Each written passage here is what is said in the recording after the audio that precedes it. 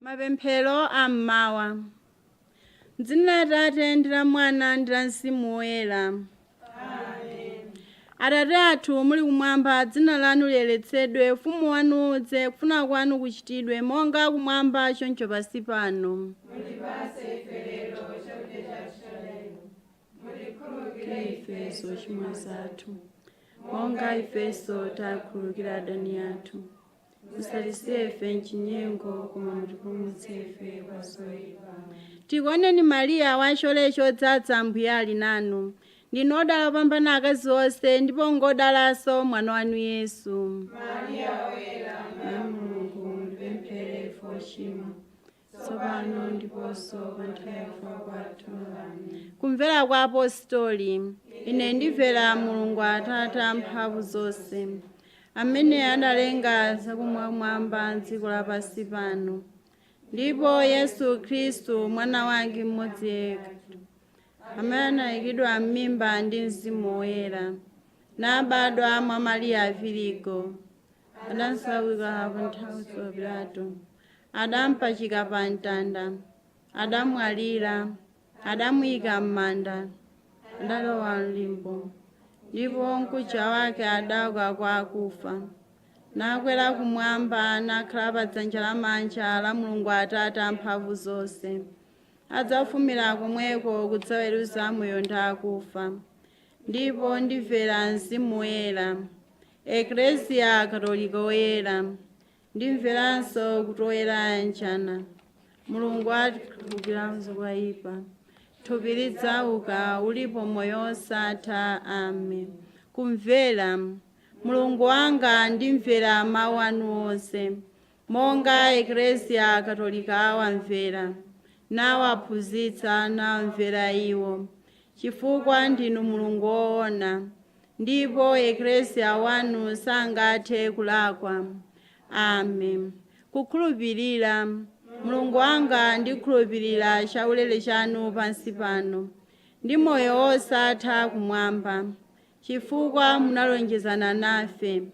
Ndinu Mulungu wosamana ndi wosanyengeza. Amen. Kukonda.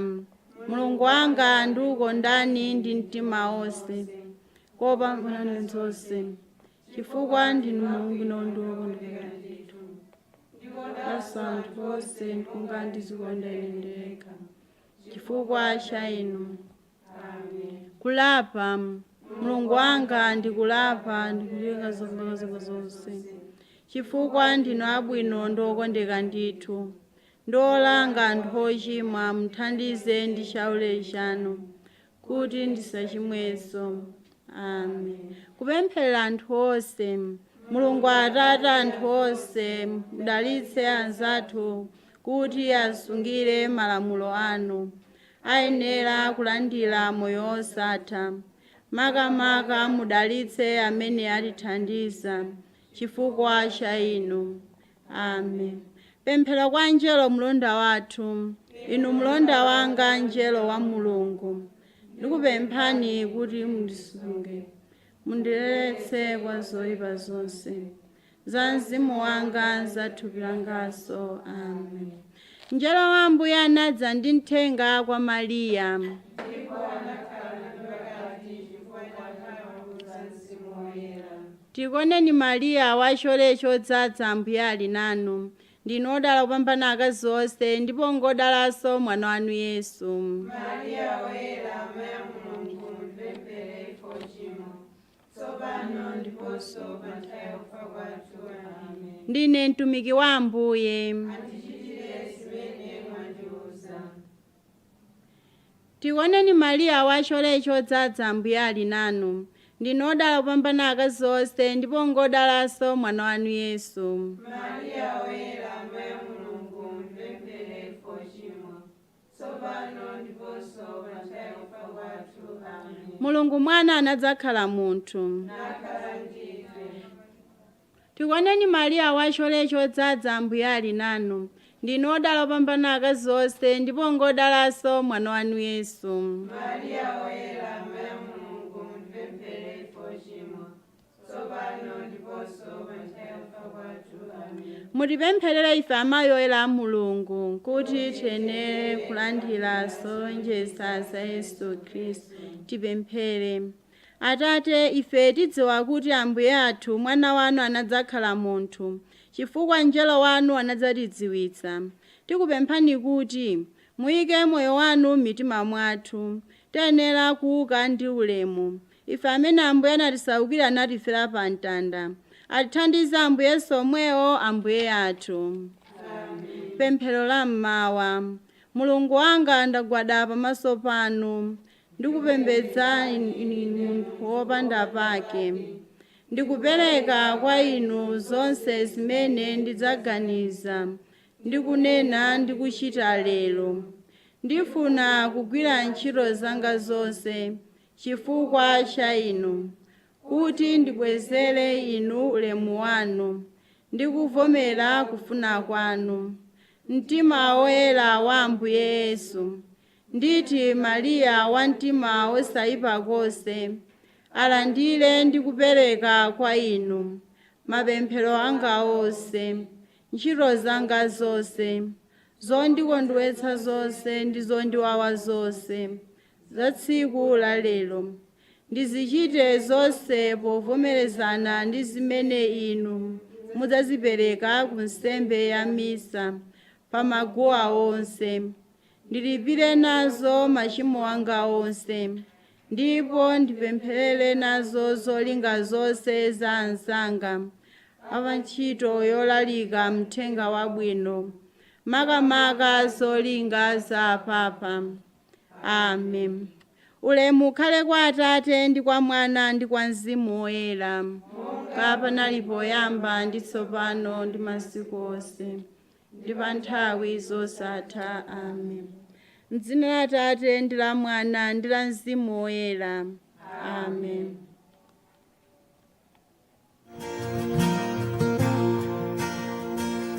Lord, I come, I confess, bowing here, I find my rest. Without you,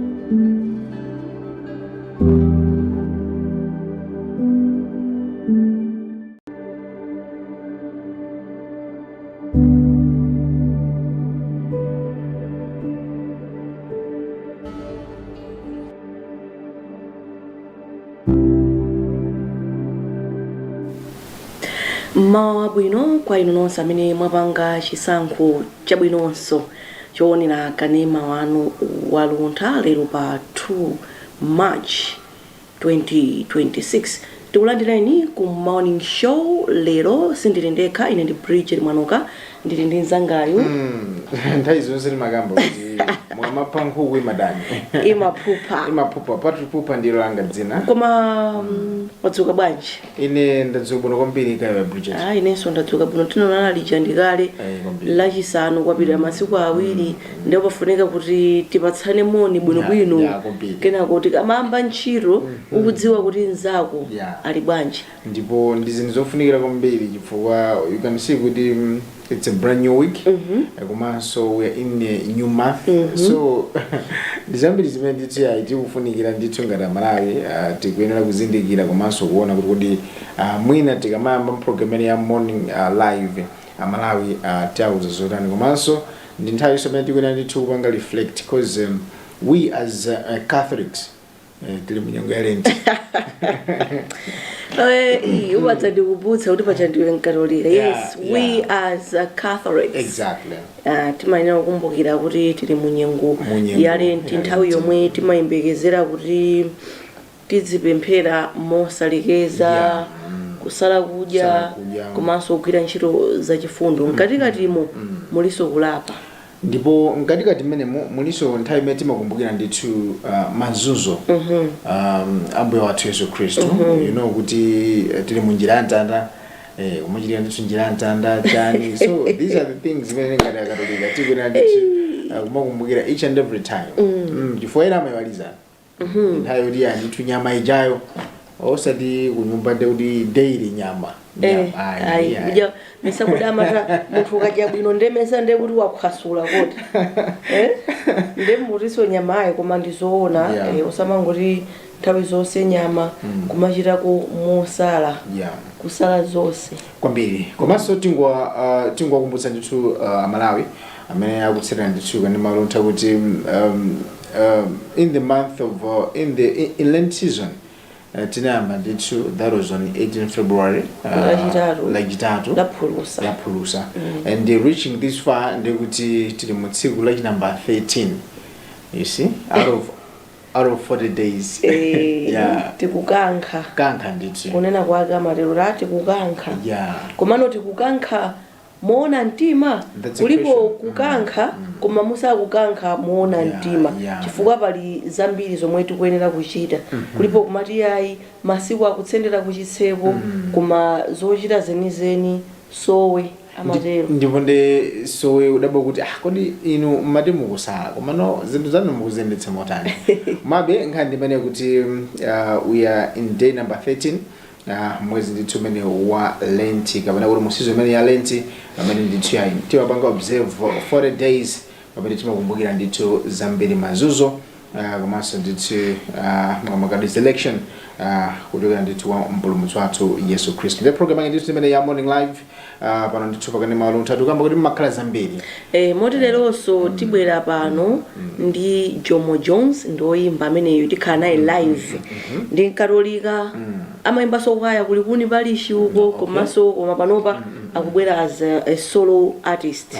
Tikhale naye chamma ikatha sports updates timadikira kunanga munthu achitobwera 5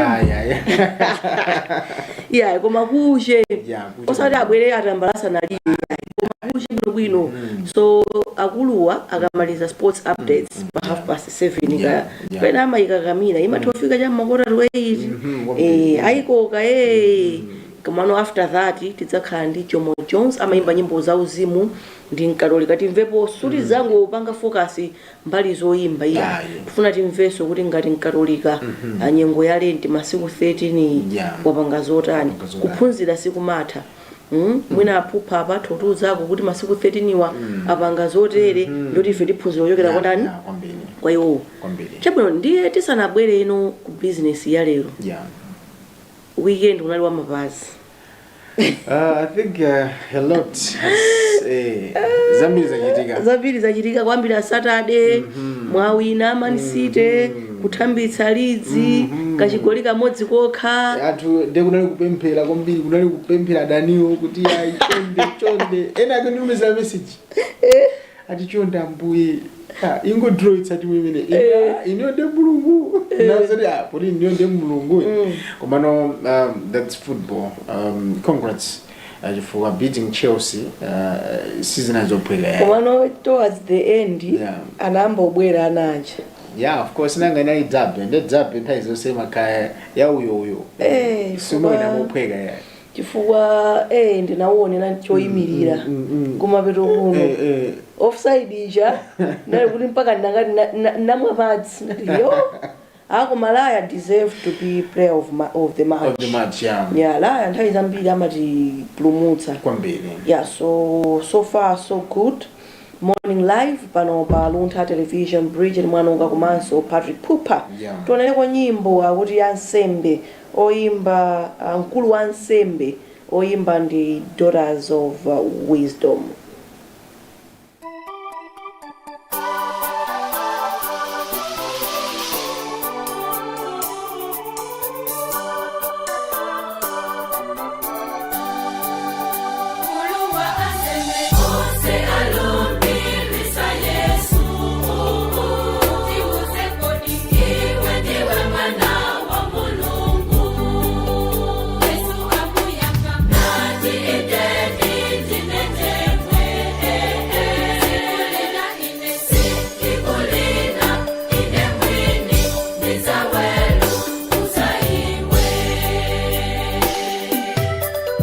Amwezera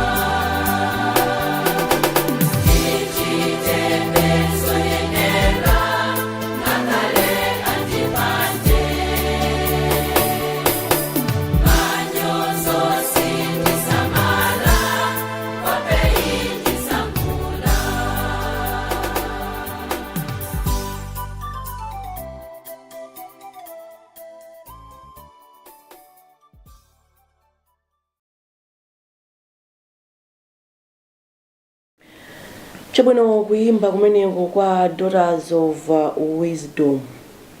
Nyimbo yabwino kwambiri. Nyimbo yabwino kwambiri.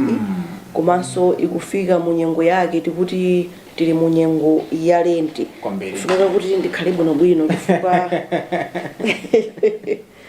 iwona kakamira kwambiri kuti ukhala mbali ino ndodabwa nawo zomwe zikuchitika. Yeah, program ndipene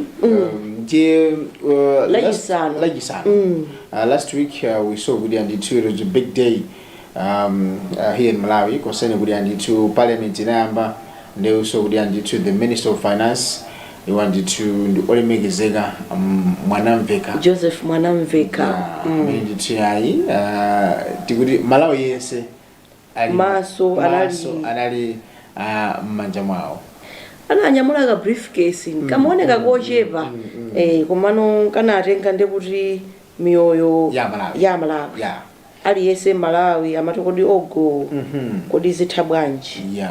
Komano I think you were there.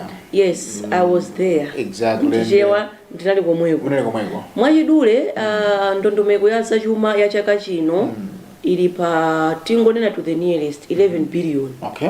11 trillion. Malawian kwacha akuti ngoti trillion billion zimadzamvekako mofanana choncho.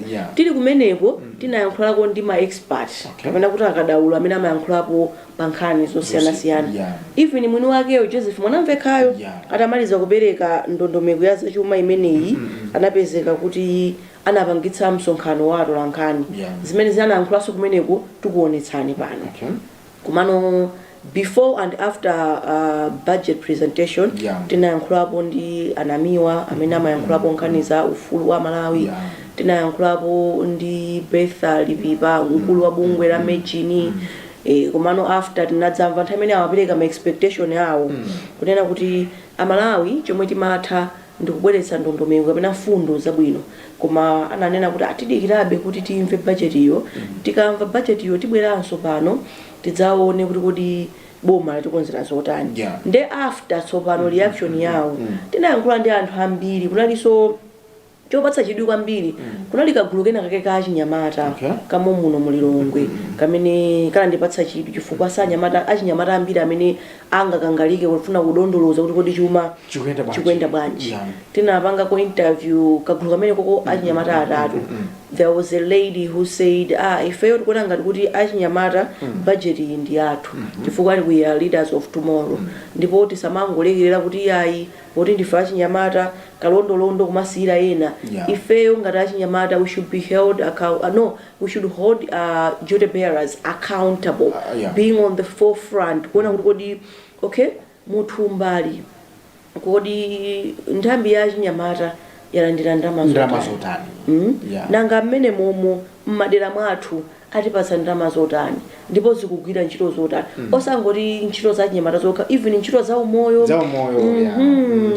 komanso anthu okalamba chifukwa anthu okalamba honestly ndi anthu ajenera kuti ndithu kuti mphamvu makhala alibe ndi kanisi kuti ndithu budget imeneyinso ikhanga ndikufutukuzanso za ubwino ndithu wanthu amene through mwina kuwathandiza mu njira zosiyana-siyana. Komanso tisawala kuti makamaka kuli chithumba chija ngakhale sichikudziwika kuti chithumba chimene akhala kuyendetsa ndi ndani. CDF 5 billion. So I think we are hoping kuti mwina poti parliament is still on kuti mwina kuyambira lero aphungu amakumana no macluster taonapo ndikuti parliamentary committee on natural resources, parliamentary committee agriculture khani kuona kuti kodi gawo la zachuma limene aperekedwa ku nthambi imeneyo ziyende bwanji. Ndiye mwachangu changu ndimafuna ndingofotokozapo kuti budget icha itaperekedwa nyumba ya malamulo. Ine ndi Moses Makawa tinacheza ndi anthu ambiri, koma pa anthu onsewo panali munthu mmodzi Jessica Bwiranda amene anena kuti budget ya ulendo uno yashupiti kwa basi as an opposition. Then makumbukira ntalemba post on that mali ma comment sinnakuone nsanga ndipo post imene inathamanga ati kodi amanena kuti ukakhala mbali yotsutsa ndekuti uzingotsutsa china chilichonse chifukwa oyambira weniweni ucheza naye anali Betha Lipipa. Betha Lipipa ndikatswiri oona za economy chuma ali mapepala ake uchionena kuti budget chaka iwona amaidzukuta bwino mwinaso kuidzukuta oposa amene mungaidzukutire inu ndine iye amaidzukuta bwino. When we interviewed her, the first thing she said was the budget is fair. Okay. Ngati katswiri the budget is fair. Boma la yesetsa kugunda mbali zonse zoyenera kuunikira mbali zonse zoyenera. And she said ali ndi chikhulupiriro kuti budget imeneyi iwawolotsa Amalawi. But there was a however. However, ngati boma lipangedi implement kapena likwaniritse kukwaniritsaku kuli apo komano budget ndi yabwino yes koma zikutengerano kuti kodi implementation ikamota. Yeah, kani ikulu I think umale watu kunoko it's all about implementation. Talking is cheap. Talking is cheap, but to implement is ngati lazima kali nzovuta kwambiri. Yes. Zimene mwina Amalawi pakali pano pambiri anatopa nazo kuti andale ambiri amangotilonjeza ayi tipanga zakuti komano by the end of their time imakhala zinthu zovuta kwambiri kuti mwina they should implement zimene mwina pakali pano zikufunikira kuopsa. Uli ngati nsewu wa makanjira akuti boma lililonse tikukonzerani nsewu wa makanjira mangochi makanjira tikukonzerani nsewu wa mangochi makanjira koma boma lililonse ndimemba pangira kampeni nsewu umenewu koma mpaka lero nsewu ndiwo satani. Mwazina quickly nthambi kapena kuti gawo la zamaphunziro lapatsidwa 1.28 trillion Malawi kwacha zomwe kuimira 11.7%. kusongeza kuti ndikuti anthu aphunzira ndi sukulu yaulere itheka kuno bwino. Anafotokozapo ndondomeko zina kunena kuti priority yawo kufuna kuonetsa kuti maphunziro ngaulere mbali ya ku secondary komabe ulere wake inenso poyambira penipeni atalengeza manifesto muja sininazitsate kuno bwino chifukwa ndingati ogo ndinkasangalala ifanane ndine mwana wa secondary ndati hii school ija yatani yaphweka komano if you see how the fees is structured ama breaker pamakhala ma boarding fee ama tuition fee zotero zija social welfare ndiye mmene mujamu sikuti amaneneratu kunena kuti maphunziro aja ngaulere ayi koma panali kenaka ake kamene makolo amatithandizira kuti musapwetekeke kwambiri chifukwa ngati fees ndiye kuti yaku Likuni girls nthawi imeneyo timalipira 500 chakuti atachotsa kamene woko inali follow ojepa chonchi 420 thereabout so anangochotsamo kenaka mmene ifa Malawi sokonda zinthu zaulere tikula modalira mangoti chilichonse ulere tinafotokozapo kuti ndi interview ya mwanamve magama kuti amve kuti kodi akufotokozanji fuka muli zambiri zimene Amalawi akuyenda ndithu kuzindikira kuti kodi tikuyenda bwanji kuli chimanga anafotokozapo kuti muna chimanga pakali pano pande kuti kulibe akuti mkulukuta moyo salola kuti mdziko muno munthu afe ndi njala munthu adye chiredze koma ku parliament okay umatopita ku parliament mwina uli wakhumudwa ndi zina zake ife anthu fetu kudutsa munyengo zowawa umapita parliament kuja mwina mudi sinangabe munthu ndi munthu mudi sali wene ukagwira ntchito inu aphupha mwaliona dzina lanu dzulo mugolo da mandu wene upita parliament mwina zochitika usiku nzambiri mwina ma heartbreak ngatiwo mwapita parliament but the drama which happens there I remember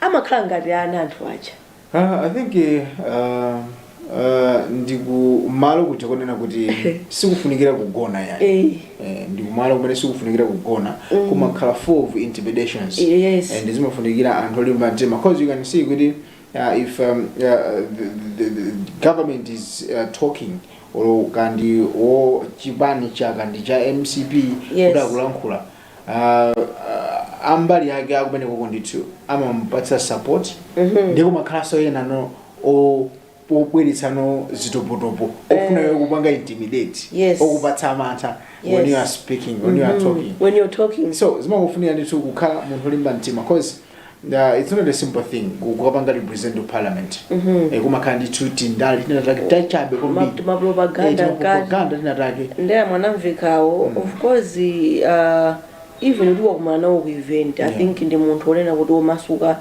cracking jokes here and there. There was a point atalengeza kuti nthambi ya zaulimi yapatsidwa ndrama mwakuti and he had to switch from English to Chichewa. He was like ndekuti mamega famu amene anakukanika ni ajali momwemo sili kunena za mamega famu ang'ono. I was like what.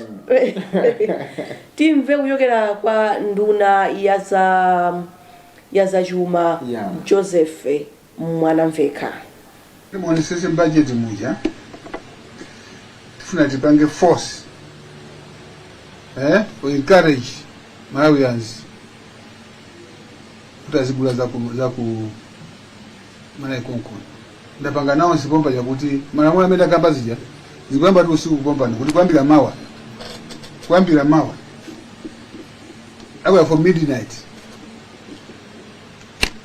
ngati panopa kuitanisa uniform yopanga kale tokera kunja kanza polisi kanza kwa army kanza ku prison za ku forestry panopa ndekuti imene takweza kwambiri kuti to become prohibitive actually kuti mukadalisiza kunja potero poti wapanga force anthu elekani maskulu kama tanisa njula kunja ndekuti sataniso zikazo chipa panga kuno kumaya konkuno kushana ndikuitanisa kunja ndiye mozi mene tingayigulisa nchito kuti tibwerese mati import substitution upanga zinthu zobwera zakunja zija zomwe ife kumalawi tili nazo pali long list mdati muone kumapeto kwa statement yanga ngati muli nayo kuli annex mwe chako kuli zinthu zambiri zomwe tifuna kuti zimene zipangidwa malawi muno koma ngati mutafuna kuitanisa itanise koma ndi kutalipira ndama zambiri kusiyana ndi zomwe zili kumalawi kunoko mazo kuti zitheke nkufuna kuti mweso ndikhali ma products abwino makabana twazipanga so zabwino kuti asabapite kunja azibwinawo so ndikupya kunjira zomwe tayika za bai Malawi kuti anthu azima wonguno ndikupya kuti zitithandiza nala wezi kuti munthu aitanise kunja ndikuti aina kulonga ndama zambiri kuposa pa kwa zinthu zomwe Malawi kuno zilipo kale.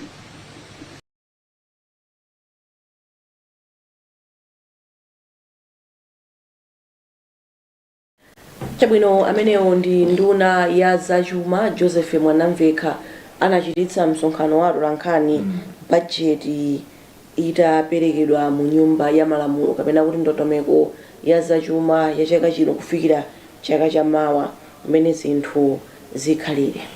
Kufotokoza ndithu kuti chilichonse chili in order. Komabe mu budget imeneyi mwina tungofunabe kuti aonetsetsedwe kuti mwina zitukuko zimene zimapangidwa ndi boma linapita lija kuti mwina zitapitilira chifukwa ikanisi kuti ndayendako ndithu ntaunimo zitukuko zonse zinayimayima paliso project ina ya Salima Lilongwe project imeneyo inayamba even iso boma la MCB lisanalo komabe pesi imene ikuyendera pamene ndi project enena kuti idzikwanitsa kupanga pampu madzi 100 million lori anthu okhala mu Lilongwe munapindula dowa along the way also okhala mu pakatikati from Salima to Lilongwe athandizidwa ndinanenaso kuti tinacheza ndi akatswiri pa nkhani zosiyanasiyana.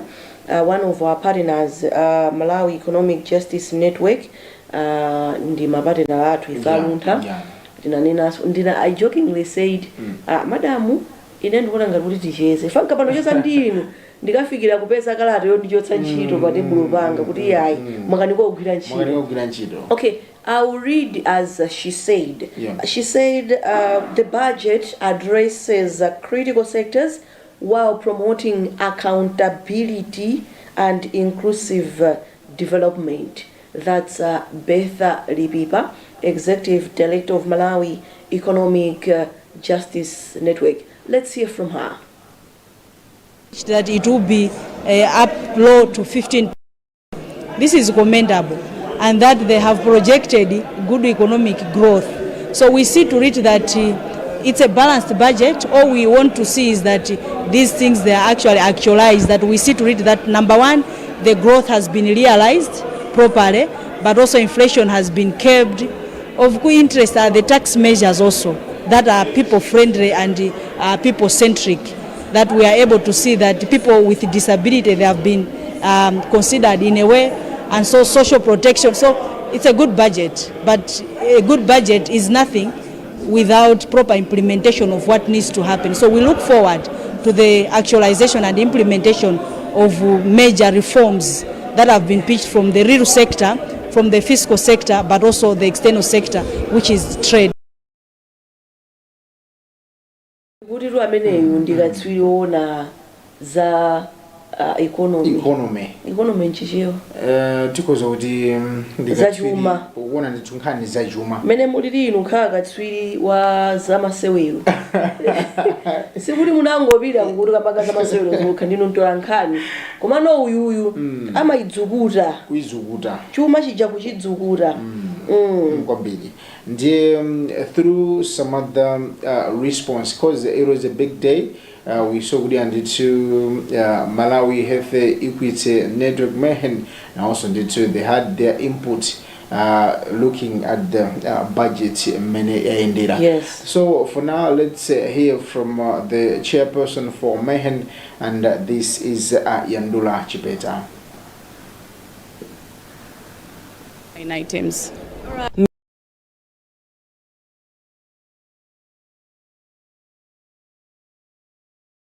Sectors also equally required more resources, and government's capacity to generate revenue in order for it to be able to finance public services.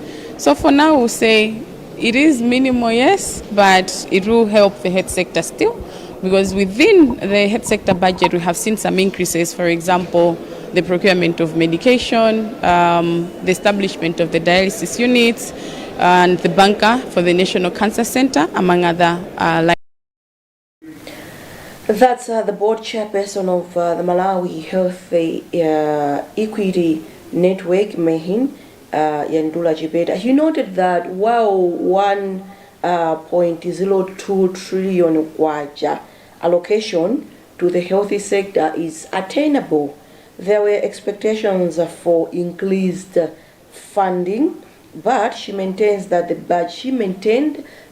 budget remains balanced overall. Exactly, and it's a good thing and these people who monitors health sector, and also they are feeling proud to see who they are doing. And Ramazan maybe komabe akuti akadawonda kukadayikidwa ndalama zoposa 1.02 trillion Malawi kwacha. Well, yeah, akudziwa bwino lomwe chifukwa mukunena mwake before the budget was presented, tinacheza ndi George Jobe chimene amandisangalatsira nchonena kuti he is media friendly. Ukampanga approach kuti ticheze, even ali meeting amazoti nditumizire mafunso ndi kuitumizira VN response ya mafunso ako. So tinamukoka kuti ya Jobe eno ngati nthawi imeneyo anali kuti ali ndi abwana awo a board chair, and bwanje muchezeni madamu. I was like, okay, inuyo munaliko ku budget consultation meetings chifukwa chomwe chimachitika chamma January muja anduna mayenda magawo onse mugawo atatu, timati zigawo zitatu za dziko lino. That's the central region, the northern region, and the southern region. Kumene kujama mapanga engage mabungu osiyanasiyana kuma council nkhani waukulu ndithu amayenda ndoti akaenda Monday kulilongwe kuno, Wednesday ndoti ali Blantyre, ndi kuli Friday ali kunzuzu. Amapanga engage ma organization ndoti kunzuzu japanga engage ma organization kumene kuli YAS, Youth and Society, imapanga za chinyamata. Amauzo lokhe mufuna kuti mu budget mukhale zotani, ndi kuti ina Charles Kajoloweka amakhala kuti apanga prepare kukapanga present nduna mutatere ndi kumakhala submission of my expectation ndi mene ufunira. So ili kuno kulilongwe tinaona koso aina Benedicto Kondowe Kondowe. anayimira mabungwe amene amaona za maphunziro suti umangopanga mwa iwe mwini ya sisekija ndi mabungwe mgwirizano wa mabungwe wa za maphunziro koma pali mabungwe ena mwina ndinguphera mphongo Yes. pali mabungwe ena kumalawi kunoko ajoti namajera mphoto basi ali majera mphoto ni makhulu mabunga amene tingoti ndi makhulu madobadoba alikodi koma tikuonabe kuti ayena akuchita ntchito yotamandika amati akayankhula even job amati zomwe tinapanga submit nthawi ya consultation zambiri zaunikiridwa so before the presentation of the budget job yo anatikumbutsapo ngati kunthawi ya chifukwa after consultation meeting misonkhano yomwe anduna amakumana kuwapatsa mwayi ma stakeholder apange submit mauchi nawo tinampanga koso interview ndimakumbuka tinampanga interview jobe ndi Feroka chifukwa I appreciate that man. He's always there for critical issues. So one thing he mentioned was like muzipatala zathu zambiri kunenga kuti tikuperewera zinthu zochuluka zogwiritsira ntchito even aza umoyo ogwira ntchito tili ndi mafacility akalekale even kwinako madzi kulibe so he was lobbying for for ndalama zambiri. And one thing makamanga to health sector you remember kuti the president Professor Arthur Peter Mutharika ordered kuti kwa amene ndithu ali mu health sector and is having some shares with private clinics or pharmacies has to anapasa 30 days. So we are still monitoring. Akunena kuti mukunena mutifotokoze monena mutifetokoze chichewa chomveka bwino aliyense amene amagwira ntchito ya zaumoyo madotolo muchipatala cha boma ambiri anatsegula mafamasi zipatala zolipiritsa private clinics amenewo atseke zipatala zawo ndi mafamasi awo chifukwa attention yambiri ikumapita kumeneko ndipo ndi zinthu zimene zimakhala zodandalutsa kwambiri because you can see kuti nzipatala zathu muna mankhwala amasowa koma no these private clinics mabeza ndi chiro sichupezeka so you can see kuti munthu oti ndovutika has to go to private alibe kalikonse so it's hard for him or her maybe to survive. So I think that's a good idea zimene ndithu mtsogolo dziko lino anafotokoza kuti achonde kwa amene ukudziwa kuti weyo uli mchipatala komanso umagwira ntchito mboma choose one thing. Whether you have to retire and whether you have to close zinthu zako anapatsidwa 30 days ndekuti mali uno maso ali kuno kuti zitha bwanji tinachezanso ndi Dr. George Chaima ichi anzake Emmanuel Chiwocha katswiri wa nkhani za good governance tinganene kuti chani nchiti ona za ulamuliro wabwino ndimakuyesa koma chitathawa ndithu koma ndimakuyesa. Okay, so Dr. George Chaima also commended the proposed measures aimed at strengthening transparency and accountability in the management of public resources. So let's hear from Dr. George Chaima.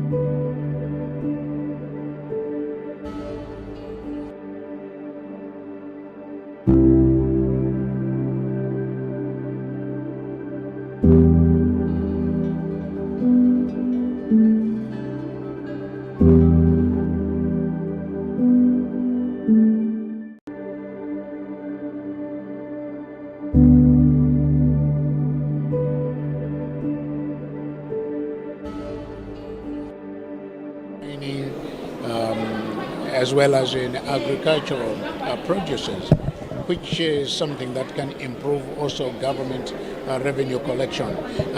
What I was, touched most is how the government has put in place measures and mechanisms that can make sure that government revenue is not being abused. They have introduced, electronic procurement system, which is very important, and also electronic payments that can be done using mobile phones as well as maybe direct banking, which is something.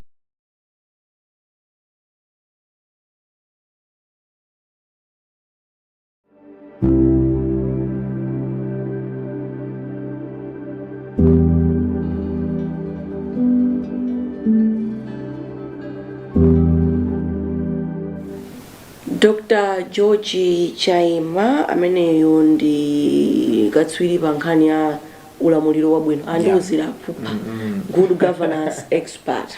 I remember when I was interviewing him, I was like, since ndinali anthu ambiri and magawa ndichalira naye kuti wayimika kale anthu ena uku, so I was asking for his name. So for the record, just for people to know who I was chilling with, what, and he was like, your usual.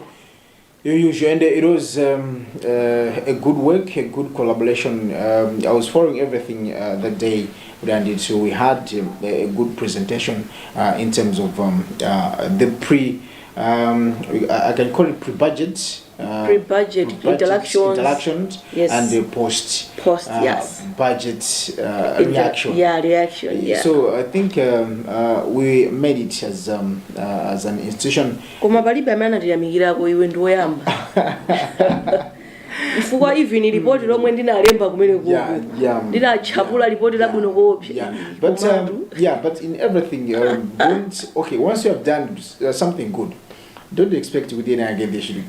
Koma pa umunthu uja, you see kunali ntchito yambiri umene uchaku. You see mene kucheza ndi anthu awa kena kolweme uja umvetsere bwino mwachidwi kuti usasokoneze manamba. Ifa kulipo kulemba unduna wa za umoyo walandira 1.02, that's the actual number. Iwo kalemba 1.05. Even 02 ndi 05 akungosiyana pang'ono, koma ndolo apanga mislead amalawi. So tinagawana ndi charity took the budget in general. Inaliso report labwino kwambiri. I remember when I was telling her, let's go to the office, she stayed back. Charity is one of the reporters and mamafuna zinthu zikhale perfectly done. So after the budget, the press conference was live. We also beamed live on. We were like, I know you'll be following it on our TV. I was like, no, I have to be there.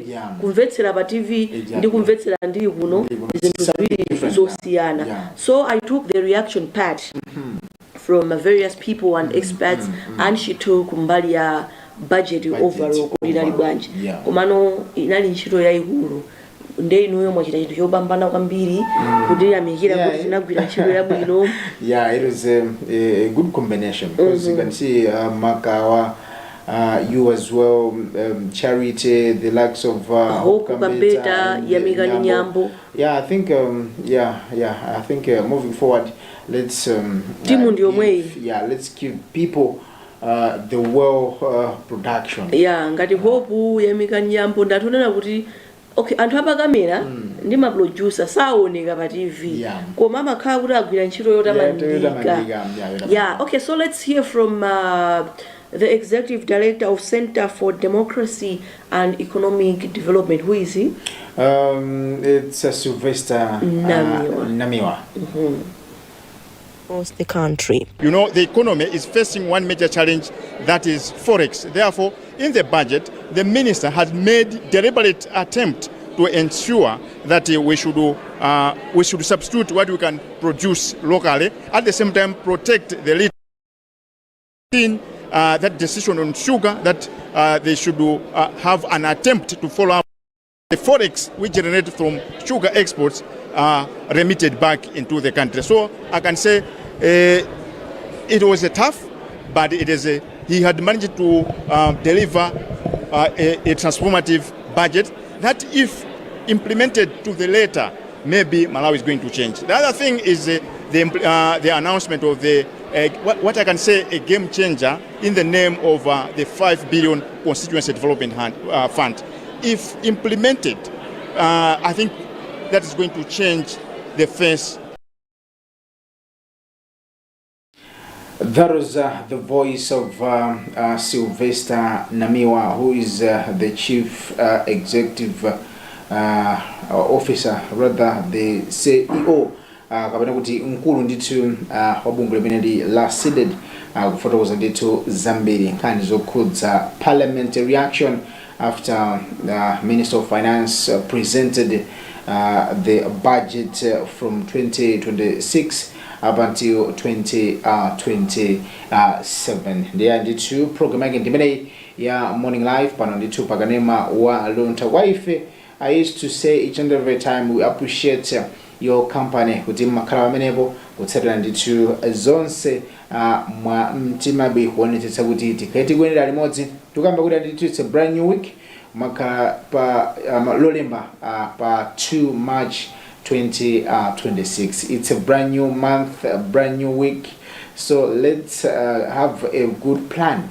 Plan ija imafunikira nditu kukonza kuti lero likamata ndikufunikira kuti mwina ndipangeza kuti wiki ino ikamata ndikufunikira kuti ndipangeza kuti mwezi uno ukamata ndikufunikira ndikwaniritseza kuti izi ndi zinthu zimene ndithu ngati Malawi timafunikira. Kwa ife nkuyamika kuti ena ndithu mwadzuka, ena pakati pano muli munjira mukutionera ndithu through different platforms. Remember, we're on Facebook, YouTube, as well as different satellite zimene zimathandizira kuti zonse zikhale zikuenda mchimake. So far our time is 5 minutes to 6, and from 6 tikhale tikupatsirani ndithu mwambo wa nsembe ya misa kuchokera ndithu ku Baraka. Ine ndi Patrick Pupa amene tili limodzi ndithu program ya Morning Live komanso Bridget Monoka. So far let me hand you over to makamaka kwanza ku Baraka kuti atipatsire ndithu makamaka mwambo wa nsembe ya misa, ndipo ikatha ndithu mwambo wa nsembe ya misa tibwerenso pano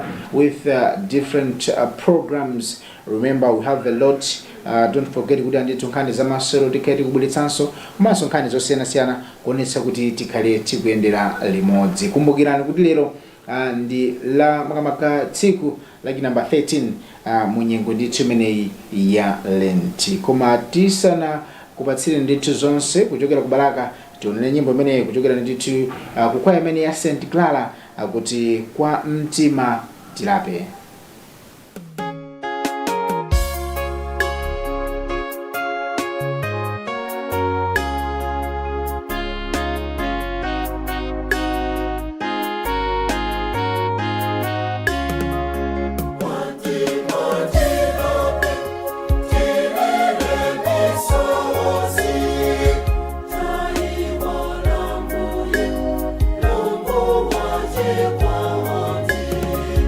If